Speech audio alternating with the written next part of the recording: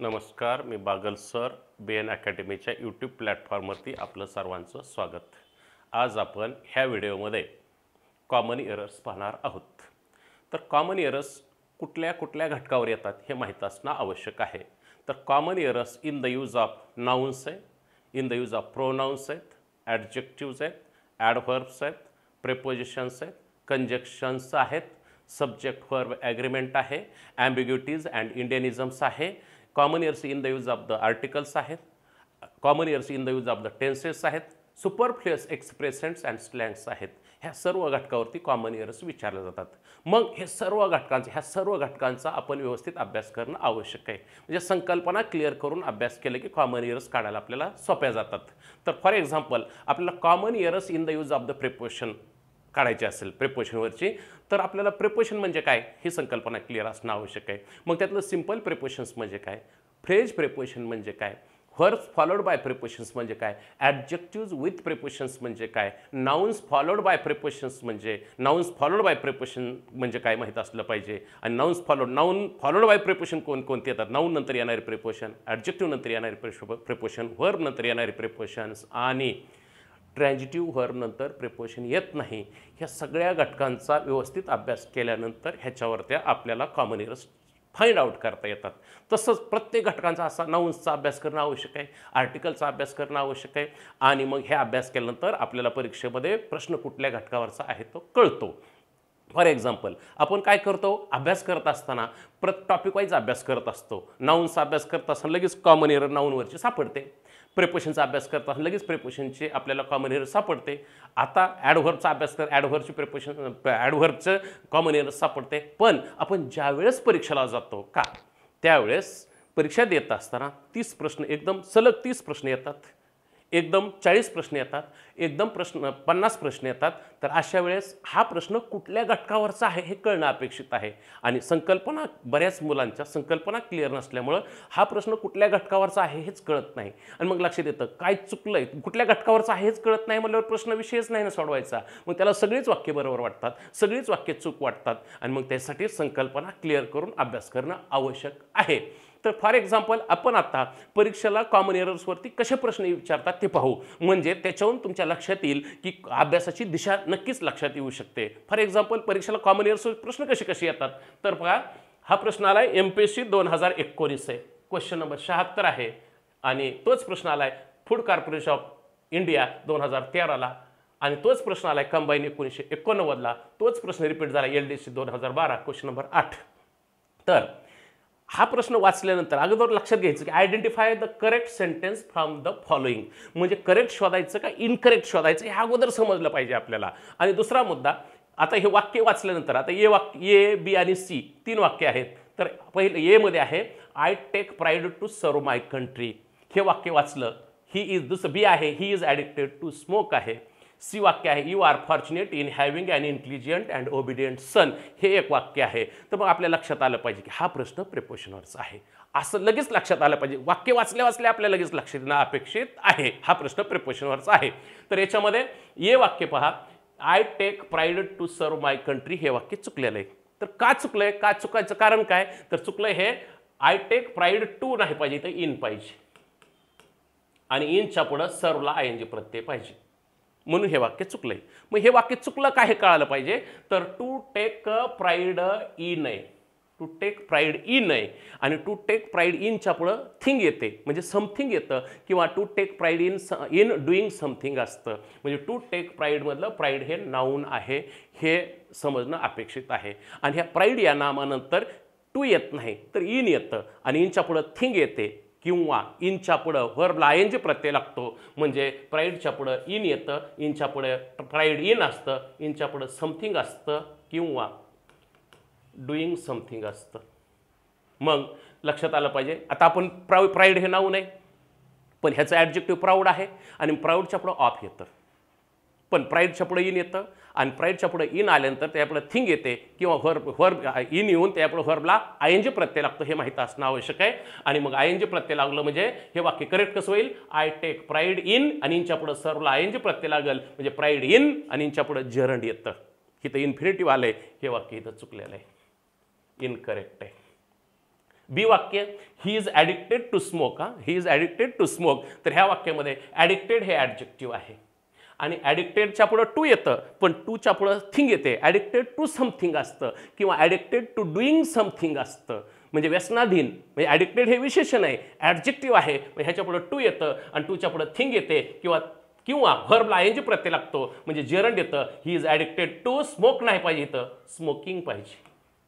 हे स्मोकिंग पाहिजे म्हणजे तुमच्या लक्षात येईल हे वाक्य करेक्ट कसं होईल. He is addicted to smoking पाहिजे. For example he is addicted to gambling. He is addicted to gambling म्हणजे ॲडिक्टेडच्या पुढं टू येऊन त्या पुढं इन्फिनिटिव्ह येत नाही तर जरंड येतं हे माहीत असणं आवश्यक आहे. सी वाक्य आहे you are fortunate in having an intelligent and obedient son. तर ह्याच्यामध्ये फॉर्च्युनेट हे ॲडजेक्टिव्ह आहे आणि फॉर्च्युनेटच्या पुढं इन येतं आणि इनच्या पुढं इन डुईंग समथिंग असते. फॉर्च्युनेट इन डुईंग समथिंग म्हणजे हे वाक्य बरोबर आहे. म्हणजे आपल्याला शोधायचं कसलं आता वाक्य सांगा. Identify the incorrect sentences from the following. म्हणजे इनकरेक्ट कोणकोणती ए आणि बी इनकरेक्ट आहे. मग आपल्याला किती नंबर उत्तर असेल ए अँड बी इनकरेक्ट असणार आहे आणि मग तुमचा पर्याय किती नंबर ऑप्शन 4 नंबर ऑप्शन बरोबर असणार आहे कारण A and B are incorrect sentence only C is correct. तर आपल्याला इनकरेक्ट शोधायचं आहे. पुढचा प्रश्न पाहू याच्यावरती कसा येतो तो. हा प्रश्न आला टॅक्स असिस्टंट 2018ला क्वेश्चन नंबर 86 आहे. तर प्रश्न tell which of the following sentences is oblique or right or wrong असा प्रश्न आहे.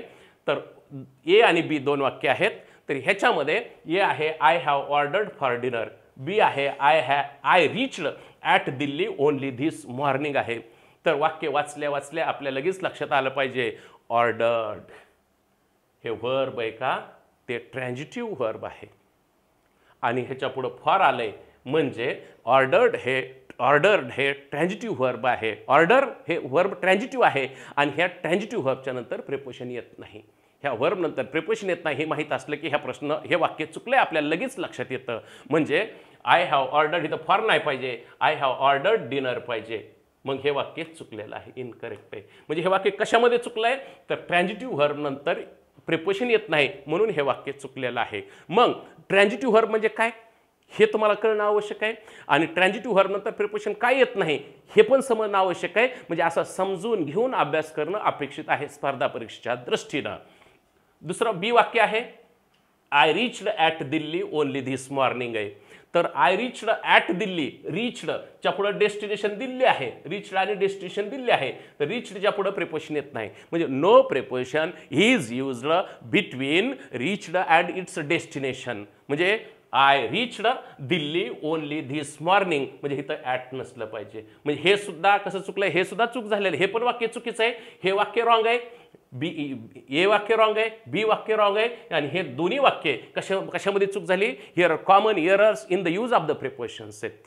Common errors in the use of the prepositions आहे आणि मग लक्षात आलं असेल हे ट्रान्झिटिव्ह व्हर्ब नंतर प्रिपोजिशन येत नाही आणि इथं ही सिंपल प्रिपोजिशनवरचा प्रश्न आहे असं समजणं आवश्यक आहे अभ्यास करत असताना. मग आता आन्सर ऑप्शन्स पाहितं आपल्याला कसलं शोधायचं आहे रॉंग वाक्य राईट ऑर रॉंग. मग बोथ आर रॉंग ना. मग both A and B are wrong. मग both and B are wrong is your answer ना. ह्या पद्धतीनं प्रश्न सोडवणं आवश्यक आहे. पुढचा प्रश्न आलाय PSI 2014 क्वेश्चन नंबर 80 आहे. तर याच्यामध्ये point out the correct sentence. आपल्याला कसलं वाक्य शोधायचं आहे करेक्ट वाक्य शोधायचं आहे. मग करेक्ट वाक्य शोधत असताना लक्षात येत असेल तुमच्या पहिलं वाक्य वाचा we shall discuss the problem tomorrow. दुसरं we shall discuss on the problem tomorrow. तिसरं वाक्य आहे we shall discuss the problem on tomorrow आणि चौथं वाक्य आहे we shall discuss about the problem tomorrow. असं वाक्य वाचल्यानंतर आपल्याला लगेच लक्षात येणं अपेक्षित आहे की डिस्कस हे ट्रान्झिटिव्ह व्हर्ब आहे आणि डिस्कस हे ट्रान्झिटिव्ह व्हर्ब असल्यामुळे त्याच्या पुढं प्रिपोजिशन येत नाही. मग डिस्कस हे व्हर्ब आहे का ते ट्रान्झिटिव्ह आहे. मग ह्या ट्रान्झिटिव्ह व्हर्बच्या पुढं प्रिपोजिशन येत नाही म्हणजे डिस्कसच्या पुढं ऑन येणारच नाही कारण हे ट्रान्झिटिव्ह व्हर्ब आहे. म्हणजे हे वाक्य चुकलं. 2 नंबरचं वाक्य चुकलं. चौथं वाक्य पहा we shall discuss about the problem tomorrow. ह्याच्यामध्ये पण डिस्कस हे ट्रान्झिटिव्ह आहे आणि ह्या ट्रान्झिटिव्ह व्हर्बच्या पुढे हे अबाउट प्रिपोजिशन आहे येत नाही प्रिपोजिशन म्हणजे 4 नंबर वाक्य पण चुकलं. मग राहिले आता किती पर्याय राहिले 2 पर्याय राहिले कोणकोणते पहिला आणि तिसरा.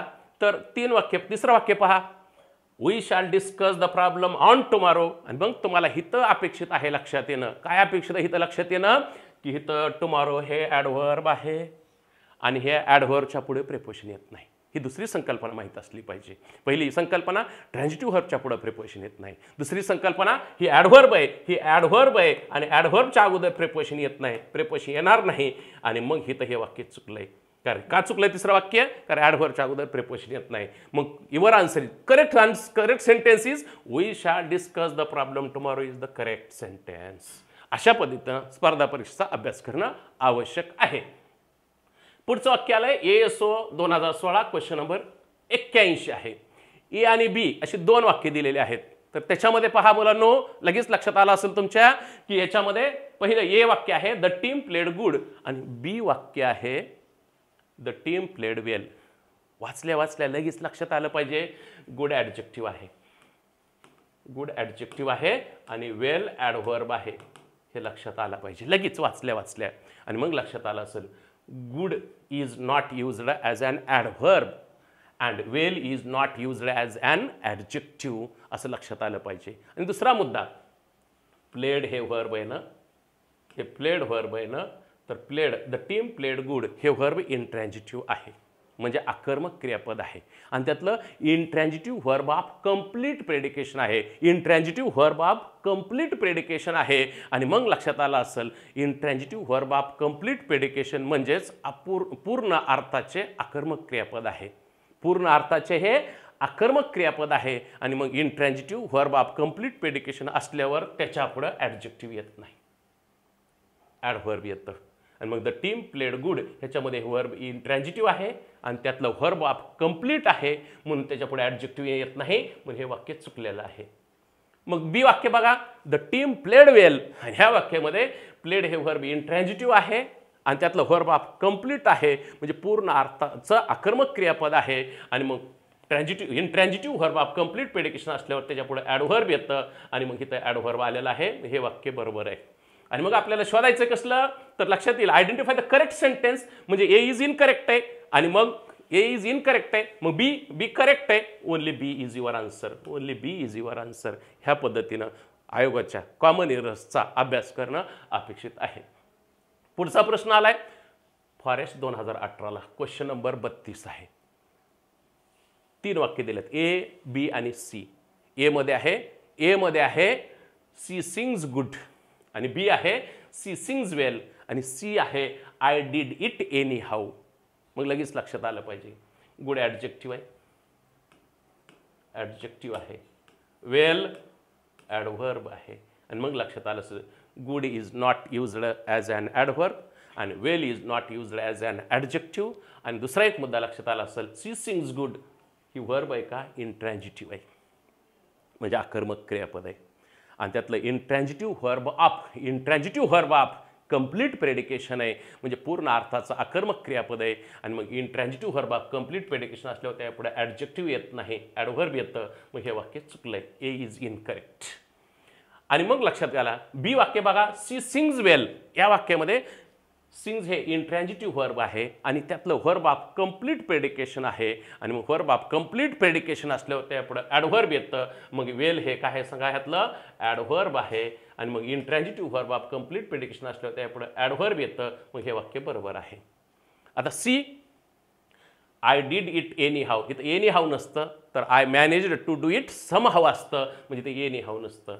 तर तुमच्या लक्षात आलं असेल, एक लक्षात आलं असेल तुमच्या ए चुकलंय, म्हणजे ए पर्याय नसणार उत्तर. ए इज इनकरेक्ट. मग सी पण चुकलंय, सी इज इनकरेक्ट. आणि मग लक्षात आलं असेल ओनली ए अँड सी ही सुद्धा, ओनली ए अँड सी ही सुद्धा चुकलंय, ओनली बी इज करेक्ट. म्हणजे तुमच्या लक्षात आलं असेल कॉमन एरर्सचा अभ्यास कसा करायचा. मग सी का चुकलं तर त्याचं स्पष्टीकरण बघा, I manage to do it somehow असतं, एनी हाऊ नसतं. म्हणजे I did it anyhow is incorrect आहे. कसं पाहिजे, I manage to do it somehow असणं अपेक्षित आहे. आणि मग एनी हाऊ म्हणजे काय, anyhow means anyway, anyhow means anyway. It is used to indicate that something happened or will happen in spite of something else. मग हे C पण वाक्य चुकलेलं आहे. मग तुमच्या लक्षात आलं असेल ह्याचं उत्तर ओनली सेकंड हे उत्तर आहे. आणि मग लक्षात आलं असेल. पुढचा प्रश्न आहे आयडेंटिफाय द करेक्ट सेंटेन्स विचारला. हा प्रश्न डिपार्टमेंटल PSI 2017 साली हा प्रश्न विचारला आहे. आणि मग त्याचं आयडेंटिफाय द करेक्ट सेंटेन्स आहे. 2 वाक्य आहेत, ए आणि बी. ए वाक्य आहे द फ्लावर स्मेल स्वीट आणि बी वाक्य आहे द सी लुक्स चार्मिंगली. आणि मग लक्षात आलं पाहिजे स्वीट हे ॲडजेक्टिव्ह आहे, हे ॲडजेक्टिव्ह आहे, चार्मिंगली हे ॲडव्हर्ब आहे, असं लगेच लक्षात आलं पाहिजे. आणि दुसरा मुद्दा स्मेल हे व्हर्ब आहे ना ते इंट्रॅन्जिटिव्ह आहे. स्मेल व्हर्ब इंट्रॅन्जिटिव्ह आहे आणि त्यातलं व्हर्ब इनकम्प्लीट प्रेडिकेशन आहे, म्हणजे अपूर्ण अर्थाचं आकर्मक क्रियापद आहे हे कळणं अपेक्षित आहे. आणि मग लक्षात आलं असेल इंट्रॅन्जिटिव्ह व्हर्ब इनकम्प्लीट प्रेडिकेशन असल्यावर त्याच्यापुढं ॲडजेक्टिव्ह येतं. इंट्रॅन्जिटिव्ह व्हर्ब इनकम्प्लीट प्रेडिकेशन असल्यावर त्याच्यापुढे ॲडजेक्टिव्ह येतं, म्हणून हे वाक्य बरोबर आहे. बी वाक्य पहा सी लुक्स चार्मिंगली. लुक्स हे व्हर्ब आहेत. आता लगेच लुक्स हे व्हर्ब ती इंट्रॅन्जिटिव्ह का ट्रॅन्जिटिव्ह कळालं पाहिजे. तर लुक्स हे व्हर्ब इंट्रॅन्जिटिव्ह आहे आणि त्यातलं व्हर्ब इनकम्प्लीट प्रेडिकेशन आहे. मग लक्षात आलं असेल तुमच्या इंट्रॅन्जिटिव्ह व्हर्ब इनकम्प्लीट प्रेडिकेशन असल्यावर त्याच्यापुढे ॲडजेक्टिव्ह येतं, ॲडव्हर्ब येत नाही. मग लक्षात आलं असेल ही लुक्स हे व्हर्ब इंट्रॅन्जिटिव्ह आहे आणि त्यातलं व्हर्ब इनकम्प्लीट आहे. मग इनकम्प्लीट असल्यावर त्याच्यापुढं ॲडजेक्टिव्ह येणं अपेक्षित आहे. आणि मग लक्षात आलं असेल तुमच्या इथं काय येणं आवश्यक आहे ॲडजेक्टिव्ह. म्हणजे वाक्य कसं असणं अपेक्षित आहे सी लुक्स चार्मिंग असं अपेक्षित आहे वाक्य. असं वाक्य करेक्ट होईल. मग लक्षात आलं असेल करेक्ट सेंटेन्स शोधायचं आहे म्हणजे ए इज करेक्ट आहे आणि बी इज इनकरेक्ट आहे. मग करेक्ट ओनली ए म्हणजे फर्स्ट ऑप्शन इज करेक्ट. पुढचा प्रश्न आलाय मुलांनो ASO 2012 question number 181. Find out which part of the sentence has an error. If there is no mistake the answer is no error. आणि वाक्य you are wiser than old आणि no error. तर प्रश्न वाचल्या आपल्या लक्षात आलं पाहिजे इथं 2 व्यक्तींची तुलना नाही, इथं एकाच व्यक्तीच्या 2 गुणांची तुलना आहे. इथं एकाच व्यक्तीच्या 2 गुणांची तुलना आहे. आणि ज्यावेळेस एकाच व्यक्तीच्या 2 गुणांची तुलना असते का त्यावेळेस पहिल्या विशेषणापूर्वी मोअर येते. आणि मग वाक्य करेक्ट कसं होईल सांगा. You are more wise than old. You are more wise than old असं अपेक्षित आहे. म्हणजे हे वाक्य कुठं चुकलं बी मध्ये चुकलं. बी किती पर्यायामध्ये बी ऑप्शन किती पर्यायामध्ये 2. म्हणजे लक्षात आलं असेल आपल्याला कसलं वाक्य शोधायचं आहे एरर शोधायची म्हणजे सेकंड ऑप्शन 2 नंबरचं. आणि मग ह्या पद्धतीनं स्पर्धा परीक्षेला कॉमन एरर्स विचारतात. मुलांनो आता लक्षात आलं असेल कॉमन एरर्स काढत असताना एक गोष्ट तुमच्या लक्षात आली असेल की कॉमन एरर्स काढत असताना आपल्याला हे अपेक्षित आहे की मराठीत जसं आपण मराठीमध्ये जसा ग्रामरचा व्याकरणाचा अभ्यास करतो म्हणजे मराठीतल्या वाक्यातील घटक जे असतात त्या घटकांचा अभ्यास करतो. म्हणजे कर्ता असेल, क्रियापद आहे, कर्म आहे, विधिपूरक आहे, क्रियाविशेषण आहे, द्विकर्मक क्रियापद आहे, सकर्मक क्रियापद आहे, आकर्मक क्रियापद आहे, अपूर्ण अर्थाचं आकर्मक क्रियापद आहे, पूर्ण अर्थाचं आकर्मक क्रियापद आहे, कर्मपूरक आहे, असे सगळे वाक्यातले घटक असतात ना. तर मराठीचा अभ्यास करत असताना मुलं ह्या सर्व घटकांचा अभ्यास करतात. पण इंग्लिशचा अभ्यास करत असताना इंग्लिशमध्ये जे वाक्यातले घटक आहेत का त्या घटकांचा अभ्यास करत नाहीत. मग जसे मराठीत हे वाक्याचे घटक आहेत का तसंच हेच घटक इंग्लिशमध्ये आहेत ना. फक्त इथं कर्त्याला सब्जेक्ट म्हणतात, क्रियापदाला व्हर्ब म्हणतात, विधिपूरकला कॉम्प्लिमेंट म्हणतात, कर्माला ऑब्जेक्ट म्हणतात. म्हणजे हे सगळे घटक आहेत. म्हणजे सब्जेक्ट आहे, व्हर्ब आहे, ऑब्जेक्ट आहे, कॉम्प्लिमेंट आहे, ॲडव्हर्बियल आहे आणि मग ऑब्जेक्ट आहे, इनडिरेक्ट ऑब्जेक्ट आहे, डिरेक्ट ऑब्जेक्ट आहे, ट्रॅन्जिटिव्ह व्हर्ब आहे म्हणजे सकर्मक क्रियापद आहे, इनट्रॅन्जिटिव्ह व्हर्ब आहे म्हणजे अकर्मक क्रियापद आहे, मोनोट्रॅन्जिटिव्ह व्हर्ब म्हणजे एक कर्मक क्रियापद आहे, डायट्रॅन्जिटिव्ह व्हर्ब म्हणजे द्विकर्मक क्रियापद आहे. आणि मग इनट्रॅन्जिटिव्ह व्हर्बचे हे प्रकार पुढे इनट्रॅन्जिटिव्ह व्हर्ब कम्प्लीट प्रेडिकेशन आहे म्हणजे पूर्ण अर्थाचं अकर्मक क्रियापद आहे. इनट्रॅन्जिटिव्ह व्हर्ब इनकम्प्लीट प्रेडिकेशन म्हणजे अपूर्ण अर्थाचं अकर्मक क्रियापद आहे.